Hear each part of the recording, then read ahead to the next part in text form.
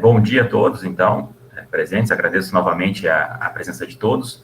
Hoje vai ter uma palestra estimando a densidade de mamíferos em transectos lineares com o professor Dr. Renato Hilário.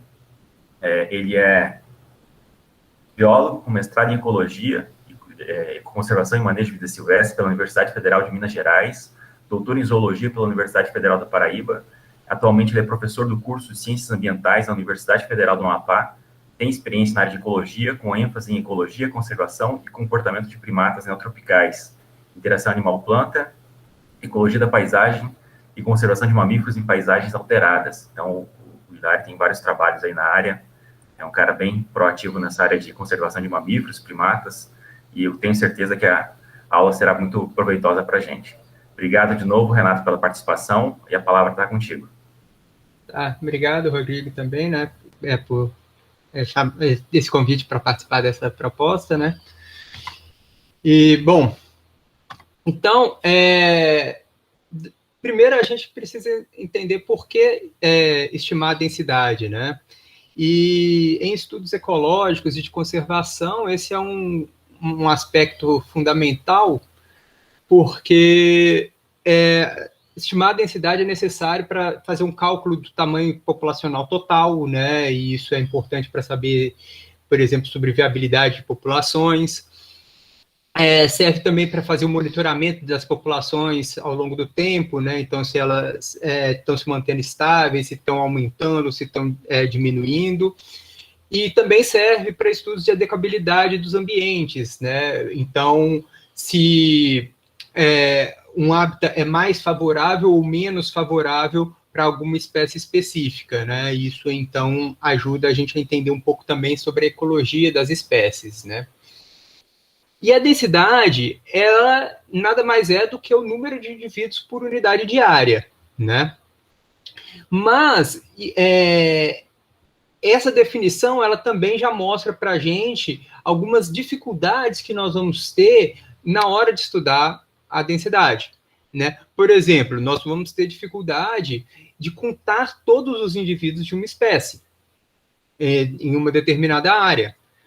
Isso pode ser ou porque os indivíduos são muito numerosos, ou porque, às vezes, também aquela espécie ela pode ter alguns hábitos crípticos ou um período de atividades, por exemplo, noturno, que é um pouco mais difícil para se estudar, né?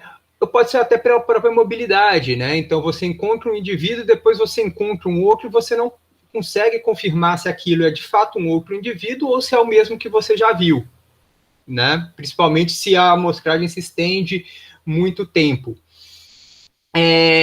Além disso, há uma certa dificuldade de se estimar corretamente a área amostrada, né? Como assim? Vamos supor que eu estou andando num transecto, né? E aí eu consigo visualizar os indivíduos até certo ponto, né?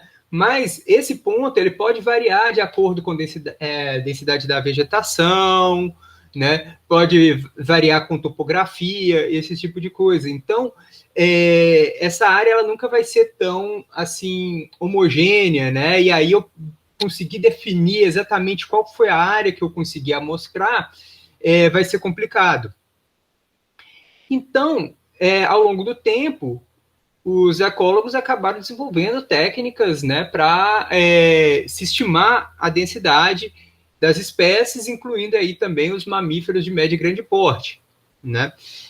Algumas metodologias utilizadas para isso são o monitoramento das áreas de vida, que funciona, então, você acaba acompanhando alguns animais ali e definindo qual que é o tamanho da área de vida deles e quanto dessa área de vida se sobrepõe com outros indivíduos da mesma espécie, e a partir daí você consegue definir qual que é a área requerida, a área média, né, requerida por cada indivíduo.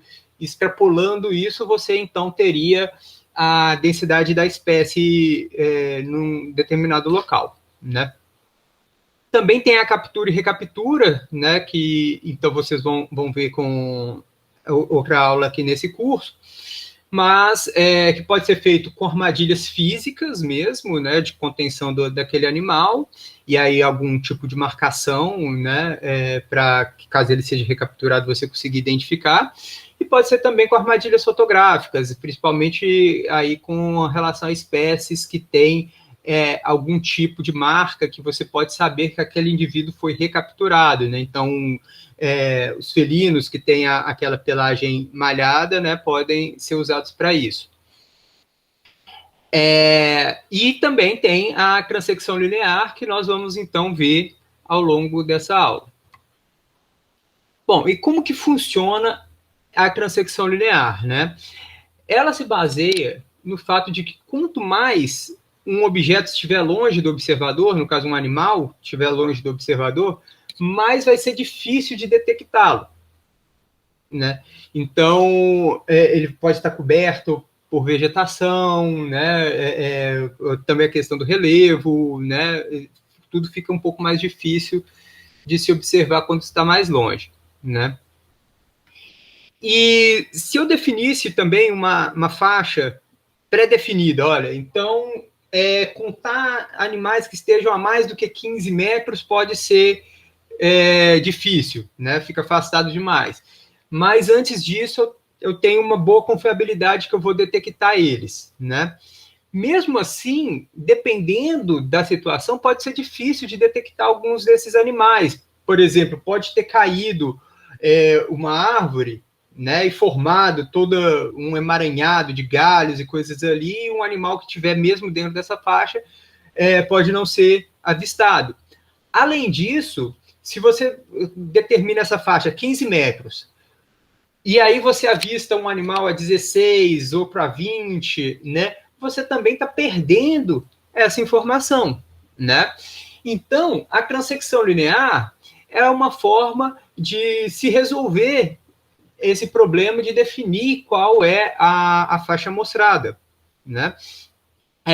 E aí, ao mesmo tempo, você não perde essas outras informações, como eu dei no exemplo, né? O que ela vai fazer? Ela vai usar a distribuição das observações de acordo com a distância, né? Então, vocês podem imaginar um histograma, isso vai decaindo à medida que vai se afastando do transecto e, consequentemente, do observador. E aí, a partir dessa distribuição, né, se detecta qual que é a distância efetiva de amostragem. Ou seja, essa distância ela é determinada a posteriori, não a priori. Então, como que vai funcionar, né? Aqui tem um esqueminha, né? Está o observador e ele consegue visualizar um animal. Aí precisa se definir essa distância perpendicular aqui, a distância entre o animal e o transecto. Em alguns casos, principalmente mais tempo atrás, algumas pessoas já quiseram se basear nessa distância de avistamento aqui. Só que isso não tem uma robustez metodológica, né? O correto mesmo é estimar essa distância entre o animal e o transecto. Bom, essa distância ela pode ser medida diretamente a partir de... Então, o animal foi observado aqui, né? O observador pode caminhar até aqui e depois medir essa distância perpendicular de alguma forma, né? Só que, em termos práticos, isso pode não funcionar bem, né? Então, se você detecta um animal aqui na floresta, ao se movimentar nessa direção aqui, para poder fazer a medida perpendicular, né? Você pode acabar perdendo um pouco a referência do lugar exato onde o animal estava, né? E aí pode fazer uma medida imprecisa, né? Que vai afetar, então, ao final, seus resultados. Uma outra forma de se atingir essa distância perpendicular pode ser, então, medindo essa distância de avistamento aqui, né? E medir esse ângulo aqui. Então, por trigonometria, né, vocês podem reparar que isso aqui é um triângulo retângulo, né? E aí nós precisamos estimar o cateto oposto, né? Então, por trigonometria, você consegue calcular isso aqui facilmente, né? Então, é uma alternativa para fazer essa medida. E aí, a partir da distribuição, né, nós vamos ter essa medida aqui da largura efetiva do transecto, né, que, então, ela, obviamente, vai ser para os dois lados, né, do transecto, e vai ser aquele ponto onde eu consigo mostrar de forma adequada, né, eu vou mostrar no próximo slide, vocês vão entender bem o que é essa largura efetiva do transecto. Aqui nós temos uma outra imagem que mostra, então, as observações ao longo do transecto, né? Então, o observador estava percorrendo aqui, ele perdeu, por exemplo, esse avistamento. Mas esse daqui ele conseguiu ver, e aí fez a medida dele, né? Aí chegou aqui, ele conseguiu ver também esse outro, né? Perdeu todos esses daqui, né? Mas visualizou esse daqui e registrou também, né?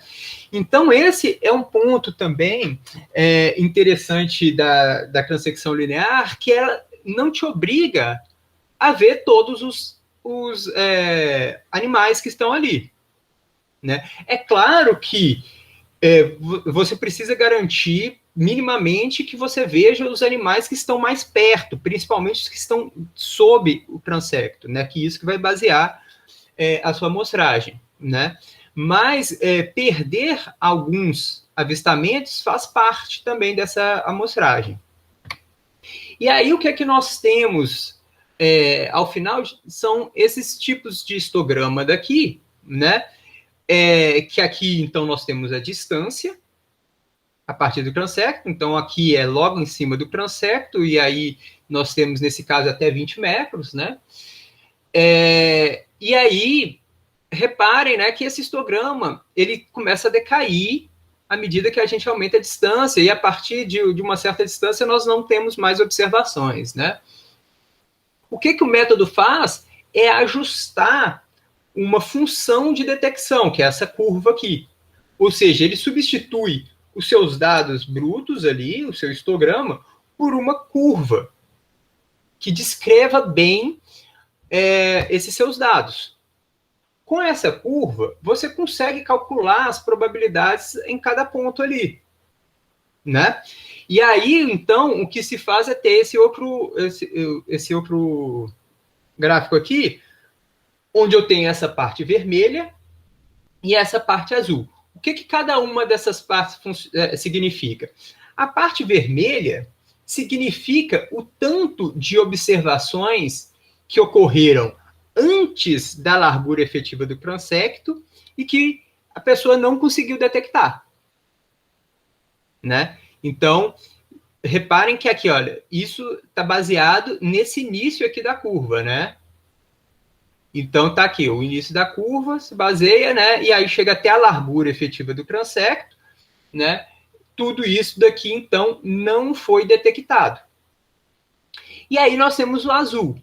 O azul representa o que foi detectado depois da largura do efetiva do transecto, né?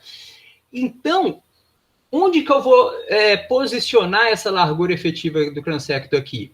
Vai ser exatamente o ponto onde o azul está contrabalanceando o vermelho. Se o azul, essa área aqui coberta de azul, for igual à área coberta de vermelho, né? Quer dizer que seria o equivalente a eu estar avistando todos os indivíduos antes dessa largura efetiva, né? Então, eu considero ali o meu número total de avistamentos, né? Dividido pela área. E a área é o quê? O comprimento total de transecto que você andou multiplicado pela largura, né? Então, isso é geometria básica, né? A área de um retângulo. Bom, e aí, aqui nós temos um exemplo um pouco mais, talvez, real, digamos assim, do que a gente costuma encontrar dos histogramas, né? Então, quando se tem uma coleta com muitas observações, pode-se obter uns histogramas mais bonitinhos como esse daqui, né? mas muitas vezes as condições, né, de trabalho nossas não são ideais, né? Então, conseguir um número razoável de detecções pode demorar muito tempo, às vezes não tem financiamento suficiente para isso, né? A logística de trabalho, principalmente aqui na Amazônia, muitas vezes é bem penosa, né? E aí pode ser que nós enfrentemos histogramas desse tipo daqui. Bom, e aí, quando nós temos histogramas desse tipo, quais que são os problemas? O primeiro, nós vemos aqui que na distância mais curta, nós temos uma possibilidade de detecção menor do que a distâncias um pouco maiores. O que isso representa?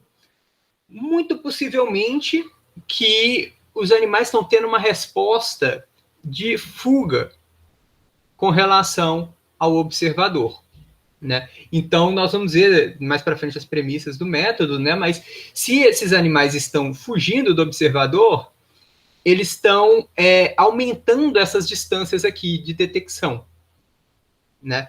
E aí, isso vai criar um viés para análise, né? Esse é um problema que precisa ser solucionado.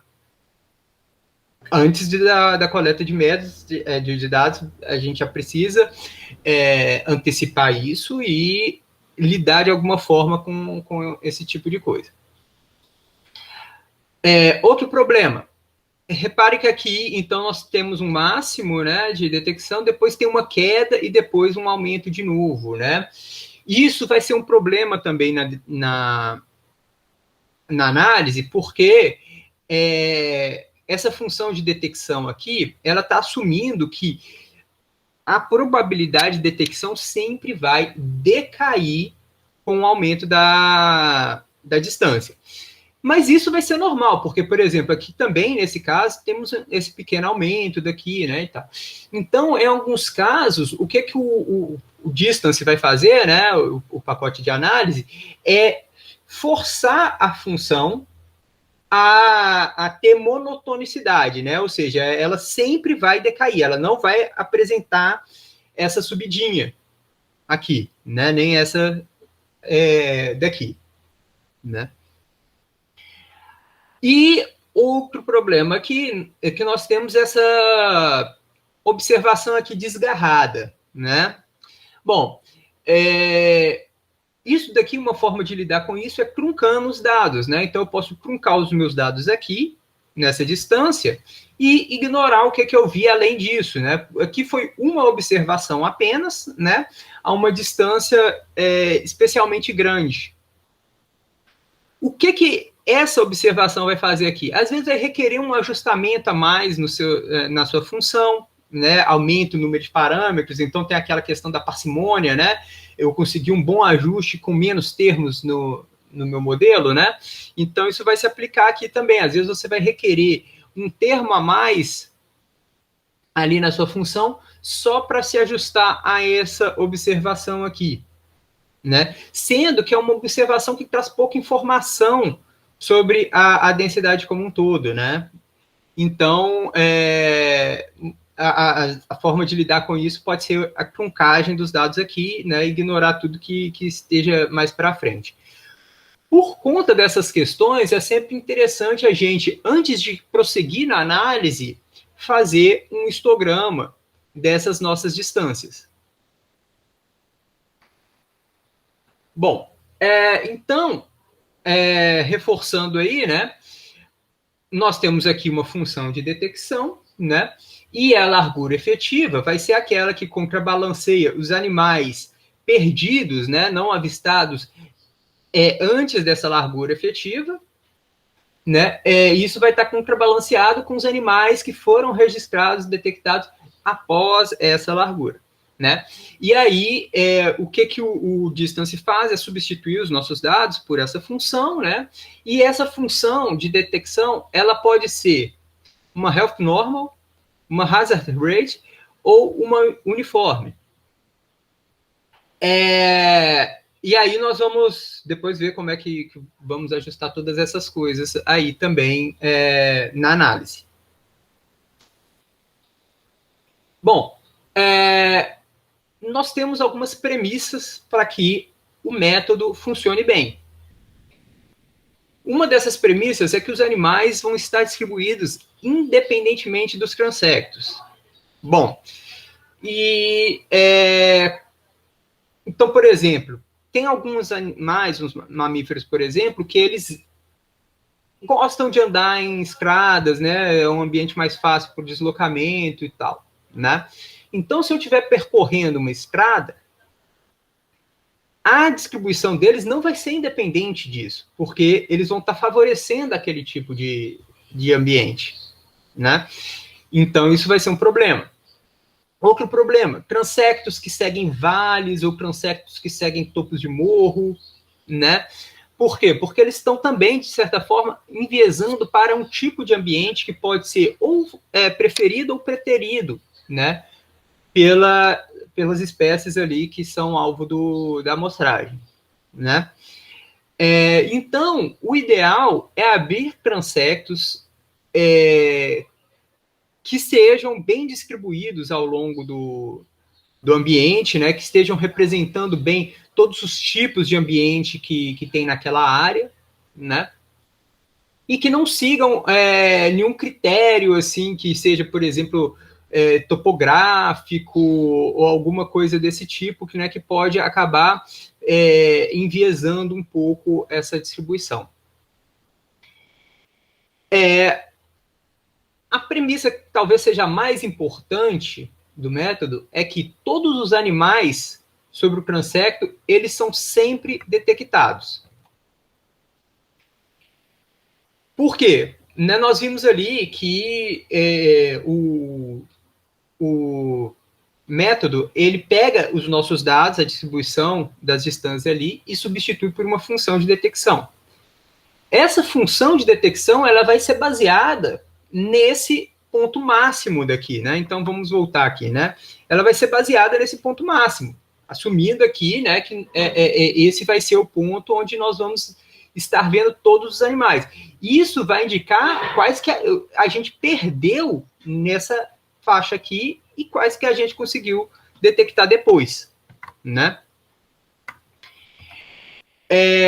Em alguns casos, isso pode ser difícil de cumprir. Por exemplo, às vezes animais arborícolas, né? Nós podemos passar debaixo deles, eles estão num emaranhado de folhas, de cipós ali em cima e simplesmente nós não conseguimos detectar, né? Especialmente espécies que têm como resposta a um perigo congelar, né? Então o animal ele percebe ali alguma coisa, ele fica paralisado, né? Para que ele não seja detectado mesmo, né?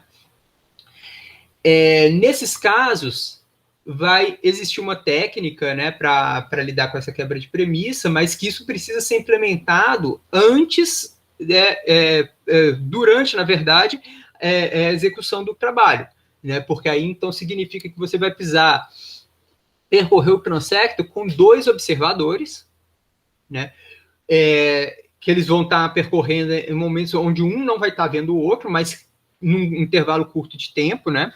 Então, se o primeiro observador passou e deixou de ver um animal, né? O segundo pode ver esse animal e aí você, a partir dos que foram perdidos pelo primeiro ou pelo segundo ali, você calcula como se fosse uma captura e recaptura, né? A probabilidade daqueles animais serem detectados dentro daquela faixa ali. Outra premissa é que os animais não se movem antes da detecção. Essa também é uma premissa que às vezes é difícil de cumprir. Por quê? Primeiro que muitas vezes nós somos maiores do que os animais que nós estamos amostrando, nosso deslocamento acaba sendo um pouco mais ruidoso também, né? E aí os animais podem escutar a nossa aproximação antes, né, de nós conseguirmos detectar esses animais. Outra questão também é que alguns desses animais vivem em grupos, né? E aí vão ser ali vários pares de olhos e de ouvidos, né, que podem detectar nós que vamos estar só com um par de olho, um par de ouvidos, né? Então, a probabilidade deles detectarem a gente é maior do que o contrário, né? E aí, pode haver dois tipos de resposta dos animais com relação a isso. A primeira pode ser a fuga, né, que é a mais comum. Né? Então, os animais percebem um ser humano com tamanho razoavelmente grande se aproximando ali, e a resposta deles, né, é fugir desse perigo em potencial. Mas tem alguns animais que podem se aproximar do observador, né? Isso porque tem alguns animais que fazem uma resposta chamada de mobbing, né? Que é tentar amedrontar aquele potencial risco, né? Então, alguns animais se aproximam e fazem ali alguma demonstração, tentando amedrontar. Pode ser também uma resposta de curiosidade, ou pode ser também em áreas onde tem visitação e que as pessoas alimentam os animais. Algumas vezes os animais podem associar os humanos à comida, né? E também podem acabar se aproximando, né? Os dois tipos de resposta são problemáticos. Por quê? Porque eles estão criando um viés na amostragem, né? Então, o próprio desenho amostral tem que ser feito pensando que os animais, minimizar a chance dos animais detectarem e responderem à presença do pesquisador antes de serem detectados. Outra premissa é que as medidas são feitas com precisão, né? Isso também é uma coisa bem clara, né? Porque se você faz essas medidas de forma imprecisa, isso vai gerar problemas depois na hora de construir aquele histograma, né? E de fazer a análise. Ou seja, não é recomendável que a pessoa estime de olho, por mais que ela consiga estimar bem, né, as distâncias, que ela estime de olho essas distâncias de detecção. Por quê? Geralmente, por mais que a pessoa consiga detectar bem, né, ela vai acabar tendo algum nível de arredondamento, né, para, por exemplo, medidas de 5 em 5 ou de 10 em 10, né? E aí isso pode causar aqueles histogramas com uma barra menor seguida por outra barra maior e coisas desse tipo, né? Que vai atrapalhar um pouco também a função de detecção, né? Nesses casos, dá para fazer a análise determinando quais são as bandas, né, do próprio histograma ali, né? Para contornar um pouco, se for esse o caso da amostragem, né? E outra premissa é que as funções, nas observações, desculpa, são independentes entre si. Ou seja, se eu detectei um animal agora, né, e detectar ele um pouco mais para frente, esse avistamento não é independente, né, porque é o mesmo animal ali.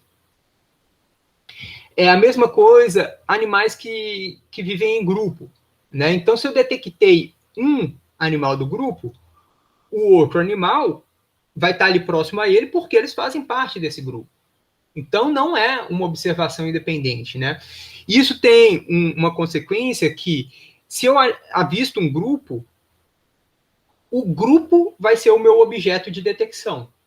E não cada animal. Eu não vou registrar a distância para cada um dos animais do grupo, mas eu preciso registrar a distância para o centro daquele grupo e aí contar o número de indivíduos que estão no grupo.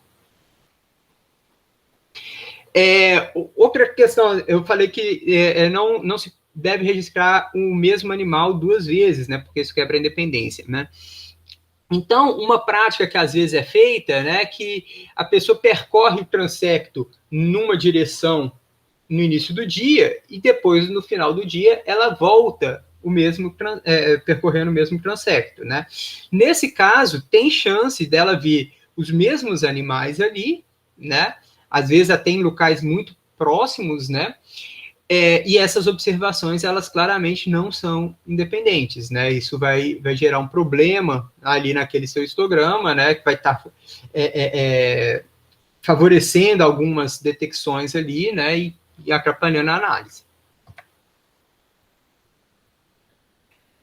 Bom, e agora alguns aspectos práticos, né? Do que é melhor, né? Para a gente fazer durante a amostragem, né?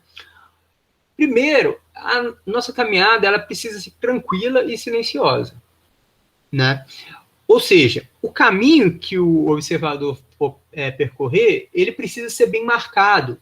Por quê? Porque o papel do observador ali é estar procurando animais para registrar, né?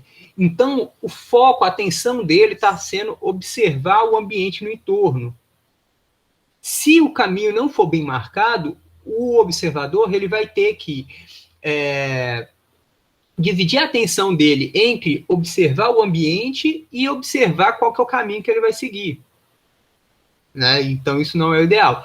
E também a mesma coisa pode ocorrer se tiver muitos obstáculos ali, né? Coisas caídas, coisas assim que o observador precisa transpor, né? Então, a trilha ela precisa ser bem aberta, bem marcada ali, né? Para que essa caminhada seja tranquila. Outra prática importante é varrer as trilhas, né? Tirando, então, pequenos gravetos e folhas secas, né? Porque na hora que você está pisando nisso, vai quebrando e fazendo barulho. E aí, o que vai acontecer? Os animais vão detectar a nossa presença antecipadamente. Então, o ideal ali é que a trilha esteja varrida, né? Que então o observador esteja pisando principalmente na terra, né? Para fazer o mínimo de barulho possível. As trilhas, elas devem ser retilíneas, né? Então, imagina ali uma curva grande, né? Ela atrapalha aquele cálculo que eu mostrei para vocês aqui, né?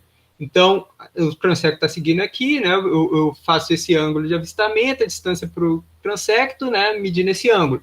Imagina agora se o transecto faz uma curva aqui, né? Está mudando essa distância perpendicular aqui, né? Então, isso passa a ser um problema. Mas pequenas curvas, elas são toleráveis, né? Principalmente se forem necessárias para alguns desvios, né? Por exemplo, caiu uma árvore, e aí aquela copa da árvore ali é cheia de galhos, uma coisa super difícil de transpor para quem está abrindo uma trilha, né? Então, nesse caso, é normal fazer um desvio, né? Para fugir desse emaranhado. Além disso, às vezes tem aqueles rios que são sinuosos, né? E às vezes o rio só faz uma passagenzinha assim por perto da trilha, a gente pode contornar sem problema também, né? Ou então chegar até num lugar onde seja mais fácil de cruzar esse rio, né? Às vezes pode ser penhascos, algumas coisas assim que são difíceis de contornar e de transpor, e aí a gente só contorna, né? E além disso, tem um aspecto que quando a gente está abrindo trilha, né, dentro das florestas e tal, é muito comum que a trilha não saia exatamente totalmente reta, né? Então, tem as dificuldades ali da própria implementação que acaba tendo pequenas curvinhas, né? Isso é aceitável, né? Mas grandes curvas podem atrapalhar. Não é recomendável usar transectos que já estejam estabelecidos, sejam eles estradas ou trilhas, né? Por quê? Porque quem estabeleceu aqueles transectos tinha outros critérios e outras prioridades ali, né? E esses transectos podem estar viciando, de certa forma, a sua amostragem, por exemplo, percorrendo ambientes de um certo tipo, né? Favorecendo algumas espécies e desfavorecendo outras, né? E aí, outra questão prática se demora numa floresta mais ou menos um dia para abrir cada quilômetro de trilhas, em média, né? E aí, vamos colocar que a gente percorra cerca de 10 quilômetros por dia, em média, né, que é uma coisa razoável, um esforço razoável. Eu poderia ali, se for percorrer esse Transect só uma vez, gastar 10 dias para abrir esses 10 quilômetros e percorrer isso em apenas um dia. É um esforço de preparação muito grande para depois um uso limitado. Né? Então, é natural que depois de tanto esforço de abrir as trilhas, né, elas sejam percorridas mais do que uma vez. Né? Bom, mas aí, lembrando das premissas, né, tem uma premissa lá que diz da independência dos avistamentos. Né? Então, é importante a gente dar um tempo, né, para percorrer aquele transecto de novo, pelo menos pular um dia, minimamente. Isso vai depender um pouco também do padrão de uso do espaço da espécie que você está mostrando. Se a espécie costuma, digamos assim, estacionar num lugar e ficar muito tempo consumindo um certo tipo de recurso, por exemplo, uma figueira que está ali frutificando de forma abundante, né? Então os indivíduos ficam ali naquele lugar durante muito tempo, é importante ter um intervalo até maior ali para percorrer esse transecto novamente, porque senão você vai acabar detectando os mesmos indivíduos nos mesmos lugares, né, viciando a sua amostragem. Né? Se os animais se locomovem mais, né, aí acho que um dia já é suficiente aí para que na próxima vez que você percorrer o transecto, os animais já saem redistribuídos ali, né, e o avistamento ser independente. O transecto, ele deve ser percorrido a uma velocidade lenta, né? O usual aí é mais ou menos 1,5 km por hora. Né? Isso é bastante lento. Né? Lento, bem lento mesmo. Por quê? Porque o observador ele precisa estar observando cuidadosamente todos os ambientes. Né? Primeiro aí também tem que se definir qual que é o alvo principal da sua amostragem. Né? A pessoa pode falar assim, não, quero amostrar todos os mamíferos de médio e grande porte, né, incluindo aí os arborícolas, os terrestres e tal. Bom, isso pode prejudicar um pouco a amostragem, por quê? Porque nós temos uma certa imagem de busca, né, e nós vamos acabar, às vezes, favorecendo algum tipo de observação, ou nós vamos estar olhando mais para baixo, procurando os animais terrestres, ou mais para cima, procurando os arborícolas, né? E aí isso pode favorecer que a gente não cumpra aquela premissa de que os animais totalmente em cima do transecto, eles sejam sempre avistados, né? Então, às vezes, restringir um pouco a nossa busca a algum tipo de animal, né, vai favorecer, né, que nós tenhamos dados mais adequados, né. E aí, principalmente no caso dos animais arborícolas, né, é importante o observador lembrar de olhar até mais para cima do que para os lados, né. Por quê? Porque essa detecção para cima, né, ou seja, logo acima do transecto, é que vai embasar toda a sua função de detecção. Né? E aí, se tiver problemas nesse tipo de registro, isso vai atrapalhar mais os seus resultados. Né?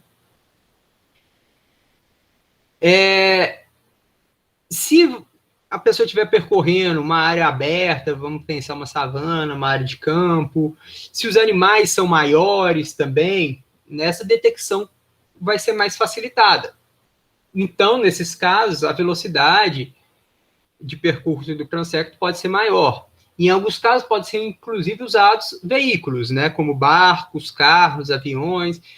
E tem casos que também se utiliza cavalos ou até elefantes, né, para percorrer. Esse caso de Senso usando elefante era uma área que tinha tigres, né, então até pela própria segurança dos pesquisadores, eles caminhavam em cima de elefantes, né.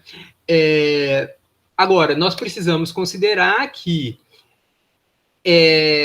ao percorrer isso num veículo, num animal, como um elefante, vai estar fazendo a nossa presença um pouco mais óbvia, né, para os animais. E isso pode fazer com que eles tenham essas respostas de afastamento ou de aproximação em alguns casos, né? Outra questão, por exemplo, para o censo que é feito em barcos, né? Isso é muito usado para cetáceos, né? Baleias, golfinhos e tal. Mas em alguns casos aqui na Amazônia também, como o acesso à área é difícil, né, muitas vezes, e para não precisar de abrir transectos, as pessoas usam barcos, né, vão percorrendo os igarapés e rios em barcos e registrando os animais nas margens, né. Nesse caso, precisa-se ter em mente, né, que o que está sendo registrado ali não é a densidade da área como um todo, mas a densidade dos animais naquela faixa no entorno dos rios, né? Por quê? Porque a própria vegetação ali no entorno dos rios, ela vai ser diferente do que a vegetação um pouco mais para dentro, né? Então, isso vai afetar a possibilidade de extrapolar ali aquela densidade para uma área maior, né? Outra dica é usar roupas discretas, né? Principalmente se a gente estiver mostrando animais que enxergam cor, né? Então, por exemplo, os primatas, eles enxergam cor, né? Outros mamíferos, a maior parte não. Então, se o observador tiver com uma roupa vermelha, uma roupa amarela, ele vai ser detectado antecipadamente pelo grupo. Isso vai favorecer a detecção dele. Então, o mais usual ali é estar com uma roupa que possa ser ou camuflada ou com tons mais escuros, né? Pode ser então um marrom escuro, um verde escuro, ou até mesmo às vezes um azul escuro também vai ser um pouco mais difícil, um preto vai ser um pouco mais difícil de detectar, né? E outra questão importante, né? E talvez até óbvia, é percorrer o transecto nos horários condizentes com o padrão de atividades da espécie que você está registrando, né? Se a espécie que eu quero amostrar ela é principalmente noturna ou crepuscular, né? Não faz muito sentido eu começar a mostrar isso de manhã ou ao meio do dia, né? Pelo contrário, se a espécie é diurna, também não faz sentido eu estar mostrando já no início da noite ou coisas desse tipo. Então, vou precisar ajustar aí. Dá para fazer essa transecção linear à noite também, então as pessoas usam lanterna e aí às vezes até o brilho do olho, né? Os animais favorecem essa detecção, né? Embora às vezes seja difícil de identificar qual que é a espécie, né? Você consegue identificar que tem um indivíduo ali, mas dependendo pode ser difícil de distinguir qual que é a espécie dele. Mas de certa forma a transecção linear ela é mais favorável para mostrar animais diurnos, né? Porque a nossa visibilidade fica muito melhor, né? E caso ocorra chuva, a chuva ela afeta o padrão de atividades das espécies, né? Então, muitas vezes, o que os animais fazem durante a chuva é dar uma parada, né? Então, não faz tanto sentido continuar andando ali, até porque também a própria o barulho dos animais é um dos fatores que ajuda na nossa detecção, o movimento, né? Então, às vezes, o perceber o movimento do animal favorece também que a gente consiga fazer essa detecção, mas a chuva ela vai estar atrapalhando essas duas coisas. Primeiro, porque ela vai estar fazendo barulho das gotas caindo, e depois, porque essa queda das gotas faz as folhas mexerem também e dificulta um pouco nós conseguimos detectar, né? Então, geralmente, o que nós fazemos é dar uma pausa durante a chuva. Agora, se a chuva for muito persistente, estiver durando mais do que 1 hora, 2 horas ali, o melhor é eliminar o dia de amostragem, né? Dá para considerar o que foi amostrado até ali, né? Mas o resto desiste e continua no dia seguinte. E como que a gente pode fazer para medir as distâncias, né? Então, eu já expliquei para vocês que a gente pode medir diretamente a distância perpendicular aqui, ou pode medir essa distância de avistamento e esse ângulo aqui, calcular isso por trigonometria, né? Essas distâncias elas precisam ser feitas de forma precisa. Então, o recomendável seria usar uma fita métrica para medir, de fato, essas distâncias, e aí tomando cuidado, né, para que a medida fique o mais reta possível, né, não fazer muitas curvas com essa fita métrica. Ou também eu posso usar um aparelho que chama rangefinder, que é esse daqui, ó, né? Como que esse aparelho funciona? Ele é tipo um binóculo, né? Então, o observador olha por esse lado aqui e aqui amplifica um pouco a visão, né? Ele olha para onde o animal está. E aí ele aperta um botão. Esse aparelho, ele emite alguns lasers, né? Que vão bater no obstáculo ali, que é onde o animal está, e vai voltar. A partir do tempo, né, que esse laser demora para chegar no lugar e voltar para o aparelho, né, e é um laser invisível, né, também, o aparelho mede, então, qual que é essa distância e te dá esse retorno, né. Tem alguns rangefinders que eles até fazem essa compensação, porque vamos supor que eu estou registrando um animal arborícola, né, e esse animal está a 20 metros de altura, né. Então, na hora que eu estiver apontando esse rangefinder, né, essa distância vai estar um pouco maior, porque eu estou registrando o animal, a distância lá para o alto, né. Tem alguns aparelhos que conseguem fazer essa compensação e medir a distância como se fosse em linha reta mesmo, né, também.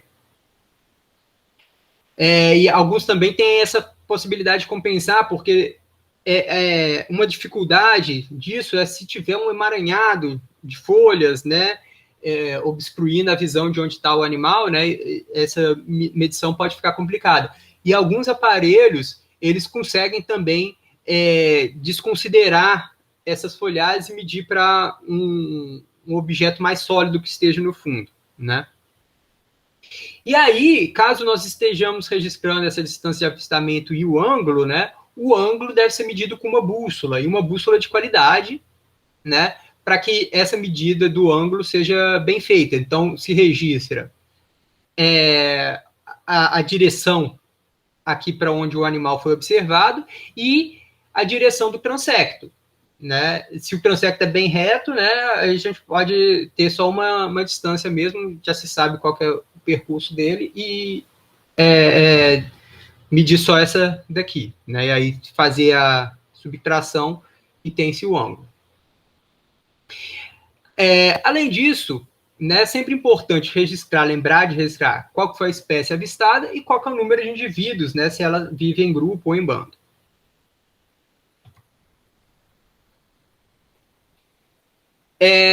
Voltando àquela premissa da independência entre os registros, né, é importante, então, não percorrer o transecto ida e volta no mesmo dia, né, ou então em dias consecutivos, né, para dar um tempo para os animais se reorganizarem ali na área, né.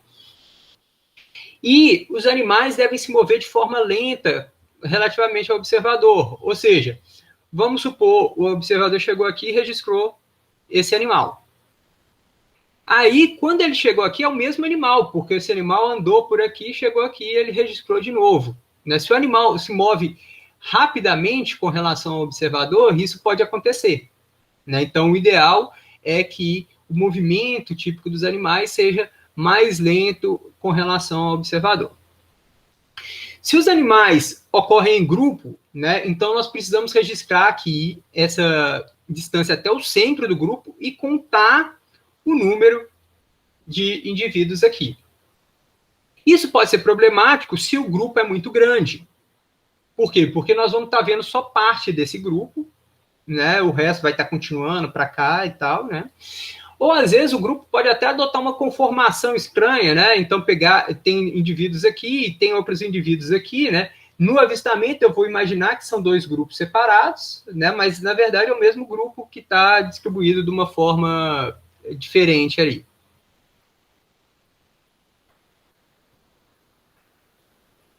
Qual que é o esforço amostral mínimo, né? O mínimo recomendável é que nós tenhamos pelo menos 40 registros por cada espécie, né? Isso, para atingir esse valor, vai depender um pouco do qual é a capacidade do observador de detectar, né? Então, tem pessoas que conseguem detectar melhor os animais ali, né? Já tem uma experiência, uma prática maior, ou sentidos mais aguçados, né? Até a capacidade de atenção, né? Porque na medida que nós estamos andando um transecto de 5 km, quando vai chegando no final, a nossa capacidade de atenção já fica um pouco comprometida também, né? Também vai depender claramente da própria densidade das espécies ali, né? Então, se espécies ocorrem em maior densidade, elas tendem a ser mais detectadas também, né? Vai depender da obstrução por parte da vegetação, ou seja, se tem uma vegetação mais aberta, é mais fácil de se detectar os animais do que numa vegetação mais fechada. E vai depender também de qual método que nós estamos utilizando, alguns detalhes, né? Então, se a trilha não tiver varrida, né, vai ser mais difícil de detectar os animais ali, porque eles vão estar respondendo ao observador. Também, se eu estiver usando um veículo ruidoso, alguma coisa assim, isso pode atrapalhar, né? Só explicando melhor, né? Eu cheguei a falar que pode-se usar veículos, né? Então, eles vão estar percorrendo estradas ali, e geralmente, quando se faz em veículos, né? Eles vão estar a uma velocidade de, no máximo, 20 km por hora, e idealmente menos, e com mais observadores dentro do carro, né? O motorista vai pensar só em dirigir, né? E ali você pode colocar pelo menos uns 3 observadores, um olhando para frente e um olhando para cada lado, né? Os outros 2 olhando um para cada lado, né? Em avião, né, também você coloca um olhando para cada lado, né? E tem a faixa de baixo do avião, que ela é um problema, né? Que vai precisar ser eliminado de alguma forma ali, né? Porque essa faixa ela não é amostrada por conta da existência da própria fuselagem ali. Bom, aí eu falei com vocês que o ideal é ter 40 registros, né? Mas se pode conseguir bons ajustes na função de detecção com menos do que isso.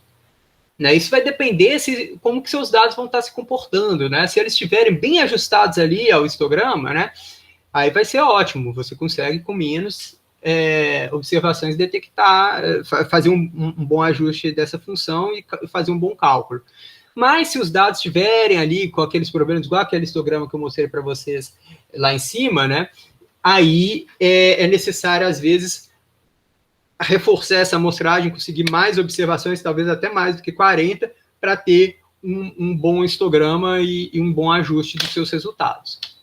Se esse ajuste não for bom, o que vai estar acontecendo é que você vai estar tendo altos coeficientes de variação, ou seja, você tem uma incerteza muito grande também sobre qual que é a densidade da espécie ali.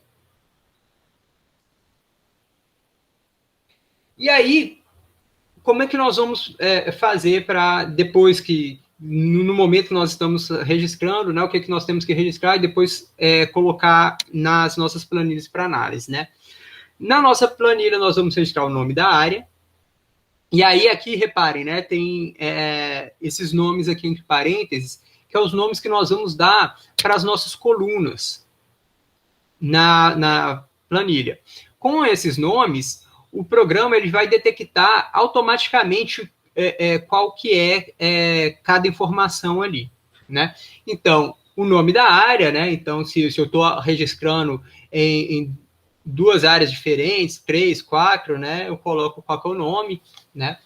E aí eu coloco também qual que é o tamanho dessa área. Mesmo que seja uma área só, eu posso colocar o nome e o tamanho também. Por quê? Porque isso vai permitir o programa me retornar uma informação a mais, que é a abundância total de indivíduos ali. Mas isso é uma informação relativamente fácil de calcular também, se eu tenho o tamanho da área e a densidade, né, que é os indivíduos por unidade de área, é só multiplicar, eu também tenho essa abundância total. o nome do transecto. Então, muitas vezes nós estabelecemos mais de um transecto, né? E aí a gente coloca o nome, pode ser um nome normal, assim, como trilha do Buriti ou coisas desse tipo, ou pode ser nome trilha 1, trilha 2, trilha 3, né? Não tem problema. E o tamanho do transecto. Aqui tem um detalhe, né? Eu falei com vocês que o esforço para abrir uma trilha é muito grande, geralmente a gente percorre essas trilhas mais do que uma vez, né? Então, nesse esforço daqui, eu não vou colocar só o tamanho da trilha em si, mas isso multiplicado pelo número de vezes que eu andei ali. Então, vamos supor que a trilha tenha 5 quilômetros, mas eu andei nela 5 vezes. Então, eu vou colocar 25 quilômetros como tamanho, né, que é o esforço total percorrido ali. E aí também a distância ao animal, né, aquela distância perpendicular, ou distância de avistamento. Se for a distância de avistamento, tem que ter uma outra coluna com um ângulo, né? E o tamanho do grupo, caso as observações sejam de animais que vivem em grupo, né?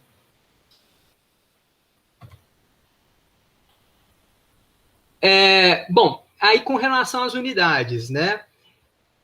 O pacote do R, ele requer, então, que as unidades sejam ali na mesma medida, né? Então, por exemplo, se a minha medida de detecção ali, né, a distância do animal até o transecto ou até o observador, tiver em metros, a distância do transecto também vai ser em metros. E o tamanho da área vai ser em metros quadrados.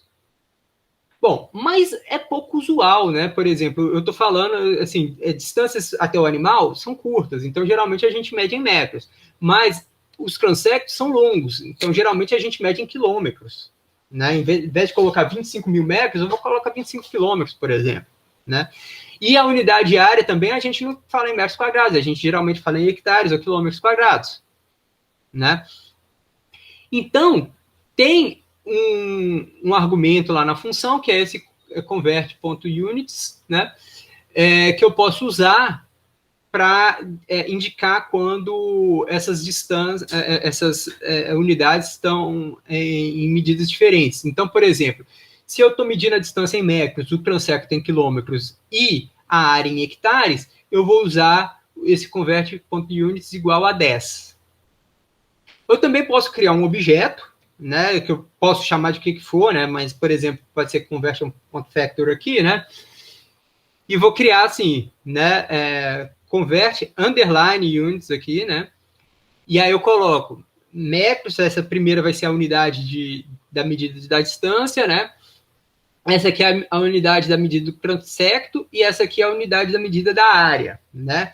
Então, às vezes, usar isso daqui pode deixar um pouco mais claro, né, para a pessoa se ela está usando as medidas corretas, né? E aí, depois, lá na própria função, né, nós vamos ver como implementar ela, podemos usar esse convert.units igual a esse objeto daqui, né? Então, isso vai ficar mais claro para vocês depois. Bom, e se eu percorrer um transecto e não registrar nenhum animal nele? Né? Eu vou lançar esses dados do transecto normalmente, o nome dele e a distância percorrida, né? Mas na parte que fosse registrar a distância de avistamento dos animais, eu vou colocar esse NA dizendo aqui que não está disponível essa informação, né? E aí ele conta isso, né, para o cálculo da densidade total, mas não vai ter nenhum avistamento ali. A função que nós vamos usar para fazer essa análise é essa função ds, né, de distance sampling, e ela tem alguns argumentos, né? Primeiro, nós temos que levar em consideração esse uso dos nomes específicos da coluna lá para que haja esse reconhecimento automático, né? E aí nós temos o argumento data aqui, né? Que é essa tabela, né, de dados, o nosso data frame ali, né, com essa coluna de distâncias, né, e as outras informações necessárias. Temos também aqui esse argumento da truncation aqui, né? Isso é quando a gente é necessário truncar os dados, né? Então eu vou explicar melhor para vocês, mas só vocês lembrarem daquele primeiro histograma lá que eu estava mostrando, que tinha uma observação muito distante, meio destoando ali, né? Então, se for o caso de usar essa truncagem com esse argumento. O argumento trans é que ele serve para distinguir se a minha amostragem foi em transectos ou em pontos, porque também pode haver, muito usado para aves, por exemplo, transecto em ponto, né? Que chama.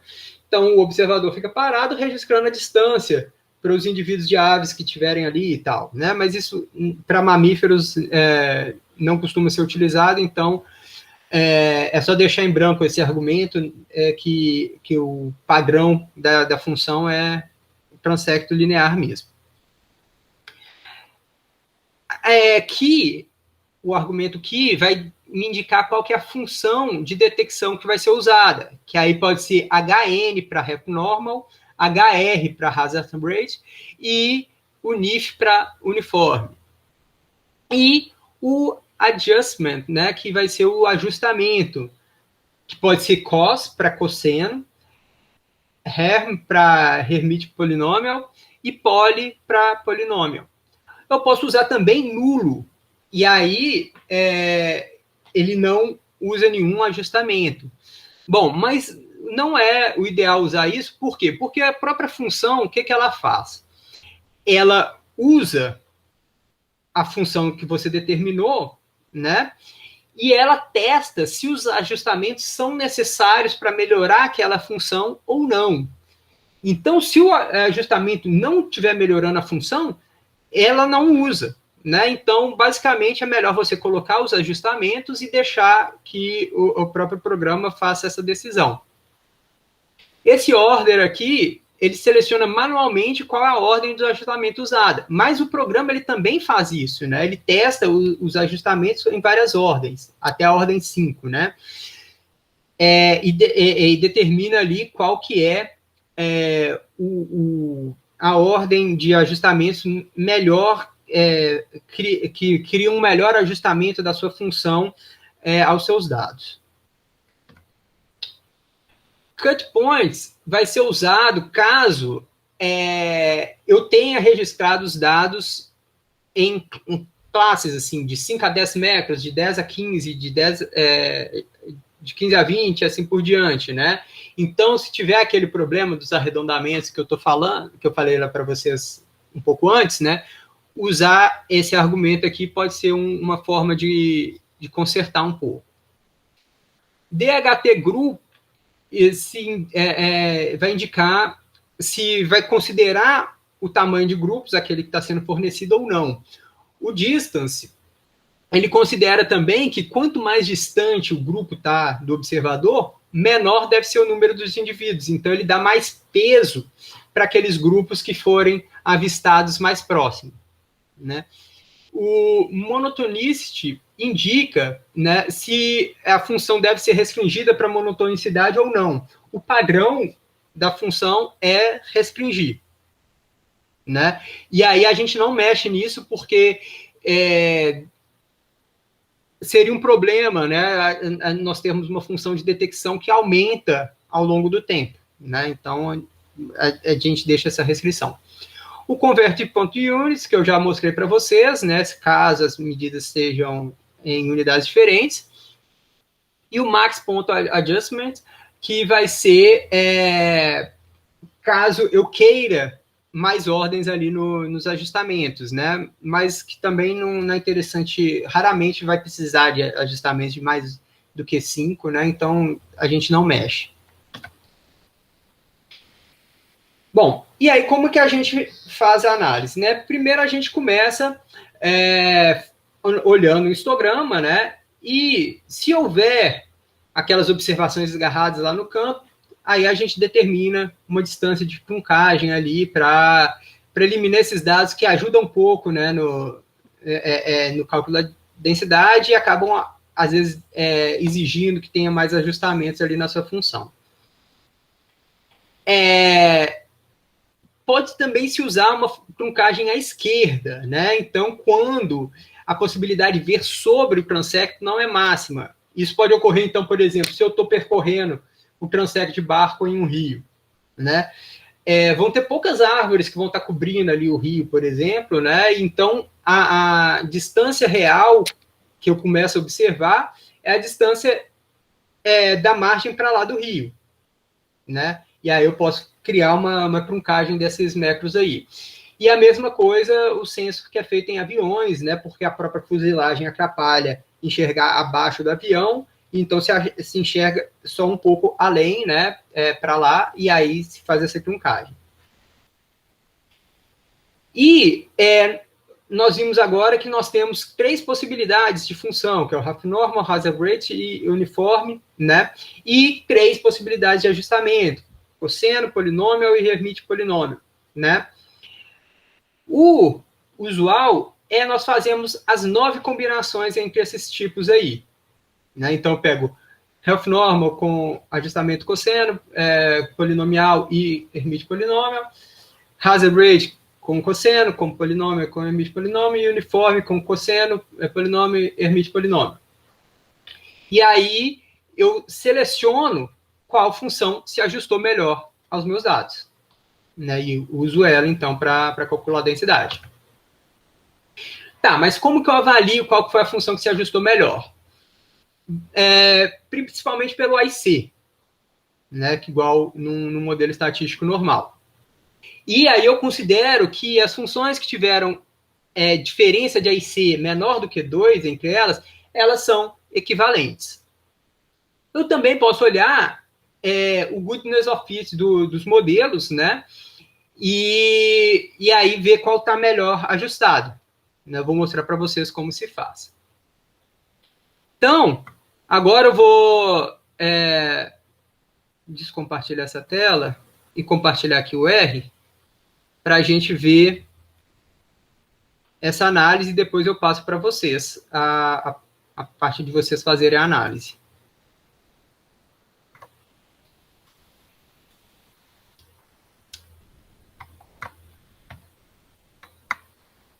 Bom, já está aparecendo, né, para vocês aí, né? Bom, então, primeiro, eu vou rodar esse pacote, chama distance, né? E carregar os dados, né? Então, aí vocês colocam da forma como for carregar aí, né? E aqui estão meus dados, são dados dessas aves do gênero Troglodites, né? Nessa região de Montrave. Então, tem aqui, né, a região, a área, né, o nome do transecto, o tamanho do transecto e a distância, né? Então, temos aqui várias observações, 156 observações. Bom, primeira coisa que eu faço, olhar o histograma. Então, temos aqui esse histograma, né? Vemos aqui que tem um certo probleminha. Nas distâncias mais curtas, né? Isso talvez seja um transecto em ponto, alguma coisa assim, mas quer dizer o quê? Que a ave não se aproxima muito das pessoas, ou que ela foge das pessoas. Então, tá havendo uma resposta aqui de afastamento, né? E aí, isso não vai fazer um bom cálculo depois que já tem um histograma desse jeito, não há o que fazer, não há como consertar. Mas o ajuste dos dados vai ser ruim, né? Aí, depois, vou rodar aqui com a função refnormal, né? Então, aqui no que eu coloco HN, e ajustamento cosseno, né? Vou usar o convertUnits.10 igual a 10, né? Porque para converter aquelas unidades lá da forma como eu mostrei para vocês. Então, eu rodo aqui, salvo como um objeto, chama hn.co só para eu saber, né? Bom, E aí aqui ele já fala algumas coisas para a gente, né, de IC e tal, né, falou que a melhor, a função que mais se ajustou foi com ajustamentos do tipo cosseno de ordem 2, né, mas o principal aqui é olhar esse sumário, né, dos dados. O que esse sumário me mostra? Vou levantar aqui um pouco. Tá. Aqui ele fala o número de observações, a variação de distância, que foi de 0 a 100, né? Fala aqui que foi selecionado, então, o ref normal com ajustamento de cossenos de ordem 2, que foi, a função foi restrita para monotonicidade. Isso é meio óbvio aqui por conta desse aumento, né, nos dados aqui, né? Então ele provavelmente vai iniciar essa função aqui e depois começar a queda, né? O AIC, aqui ele fala, são os parâmetros que baseiam a função de detecção, né, e tal, e do ajustamento, né? Isso aqui a gente não precisa apreciar. Aqui a probabilidade de detecção média, né, mas também não vai ser útil de imediato. E aqui nós temos a área, o tamanho da área, a distância coberta, a área coberta, né? Então vai ser que é a distância do transecto vezes a largura efetiva, né? Então a partir daqui eu posso ter a largura do transecto. Aqui o número de observações, aqui o número de transectos percorridos, e aqui a taxa de encontro, né? Então, é o número divididos por esse esforço daqui, né? Aqui o erro padrão dessa taxa de encontro e aqui o coeficiente de variação. Aí, aqui é a abundância, né? Então, o número total de indivíduos nessa área de Montrave aqui, né? E aqui a densidade, que então vai ser a parte que nós temos mais interesse. Então, a estimativa de densidade, que é 0,01, né, aqui vai ser por hectare, né, já que a área está em hectare.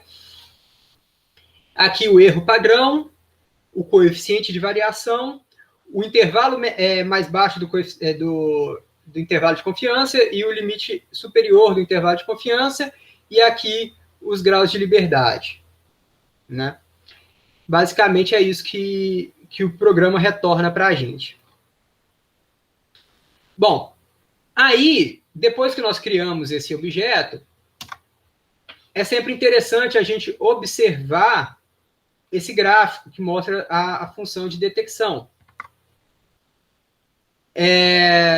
Então, nós vemos aqui que ele começa um pouco mais alto do que as primeiras barras, né? Exatamente por causa daquele problema lá de que teve algum movimento responsivo aqui, alguma coisa, né? E para não ter esse desvio da monotonicidade, né? Então ele vem aqui, né? Essa aqui vai ser a probabilidade 1 de detecção, né? E aí depois tem uma queda, né? Então, em algumas distâncias, nós temos um ajuste ruim, principalmente aqui, né? Um ajuste ruim dos dados. E esse aqui é o AIC, né? Para a gente ver o AIC disso, mas que só servem para fins comparativos. Então, nós vamos ver depois, no final da análise, como que usar melhor isso, né? E essa é outra coisa interessante da gente ver, que é o goodness of fit, né? Então, ele me dá resultados aqui. Deixa eu subir um pouco aqui de novo. Ele faz aqui roda, né, e tal. E ele faz isso com o Q quadrado, né? Então, o valor observado, que é aquela altura da barrinha ali, e o valor esperado, que é então a linha da função. Repare que aqui nesse primeiro, o ajuste, na primeira classe, o ajuste foi muito ruim, né? Em algumas outras classes também o ajuste aqui destoou muito também, né? Então, quando a gente olha o valor de P aqui, ele está um valor de P... Não, está aqui, né? O valor de P relativamente baixo, né? Um ajuste ruim da função. nós podemos olhar esse gráfico aqui também, né? E o ideal é que esses pontos estejam bem sobre, formando uma linha reta, né? Nós temos algum desvio aqui, mas é até tolerável, né? E aí também tem esse teste de Kremer-von Mises aqui também, que é outra medida de ajuste, né? E quanto maior for o valor de P, melhor. Isso pode ser olhado, então, de forma comparativa entre as funções. E eu vou mostrar para vocês, então. Bom, mas eu falei que o usual é a gente fazer aquelas... todas as funções diferentes e os respectivos ajustamentos. Então, eu faço replicar aqui no R, né? É só copiar e sair mudando, então, aqui a função e o ajustamento. Então, a gente faz as 9 combinações possíveis aqui. O Half Normal com ajustamento cosseno, que foi esse que a gente acabou de analisar. Aí, depois, o Half Normal com polinômio, e depois o Half Normal com Hermite polinômio, né? Aí depois a gente roda, né, a mesma coisa, o hazard rate com cosseno, hazard rate com polinômio, hazard rate com Hermite polinômio. Vai demorar um tempo para eles rodarem, né? E aí, para a gente não esperar esse tempo, eu já rodei isso anteriormente para a gente, né? Mas aí, para comparar, como eu falei, nós fazemos isso daqui.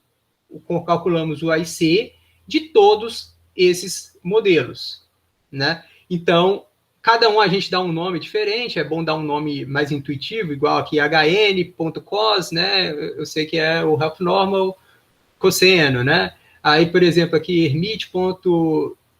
Não, hr.herm half normal hazard rate ponto Hermite polinômio, né? E aí eu vou e rodo todos esses AICs para ver qual que é o menor, né? Bom, então nós temos aqui 1417, vamos indo, que nós vemos que tem 1412, né, que são os mais baixos. Ou seja, todos os modelos de hazard rate aqui tiveram o mesmo AIC, né? Isso já dá para antecipar que é o quê? Ele rodou e procurou fazer os ajustamentos, mas entendeu que sem o ajustamento, só com a função hazard rate já funcionava bem, né? Os ajustamentos não melhoravam esse ajuste. E aqui nós temos um outro que é uniforme com ajustamento polinômio, né? Que o AIC está próximo ali, né? A diferença dos AICs é menor do que 2. Então, esses daqui estão equivalentes, né? Aí nós podemos olhar, então, um pouco mais de informação, né, para decidir qual fazer. Tá, a gente pode olhar o gráfico e ver aqui como é que está se comportando, né? Esse é o gráfico do hazard rate e aqui é o gráfico do uniforme com polinômio, né? A princípio, os dois não estão destoando tanto, né? Mas possivelmente do hazard rate está com distâncias menores aqui para as barras, né? Aí nós vamos e olhamos o grau de o goodness of fit, né? Então, lembrando, né, aqui nós temos o valor de P do Q quadrado, e a gente pode olhar essas distâncias aqui, se elas estão próximas, né, observado o esperado. E aqui, então, deu esse valor de 0,0089 e tal, né? E do teste de Kremer-von Mises também, né, que aqui está 0,18. E aí nós vamos fazer a mesma coisa para o outro e comparar, né? Repara que o valor de P já está menor, né? Era 0,008, aqui está 0,077, mas é próximo, né? E aqui caiu bastante nesse teste Kremer-von Mises, né? Ou seja, os apoios que a função nos dá, né? o pacote nos dá para decidir isso também, estão apontando que o hazard rate foi melhor, né, para se ajustar esses dados. Embora o ajuste não tenha sido tão bom assim, né, mas o melhor, o que a gente deveria escolher era esse. Bom, então, eu passei para vocês uns dados, né, que seriam dos Guaribas lá, e agora, então, seria para vocês analisarem isso daí. Acabou que passou um pouco do tempo, né, não sei se o Rodrigo vai permitir aí que a gente tenha mais uns 15 minutinhos. Tranquilo.